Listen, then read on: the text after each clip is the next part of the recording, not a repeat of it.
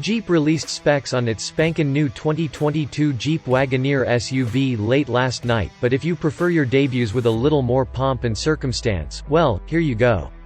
This new body-on-frame beast packs a standard Hemi V8 with nearly 400 horsepower, seating for either 7 or 8, and enough towing capacity to move a small house.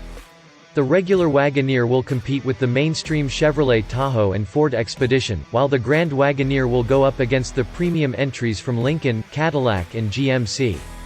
The Wagoneer line will go on sale in the second half of 2021 with a base price of $59,995 to $10,000 more than a basic Chevy Tahoe and about $5,500 more than an Expedition.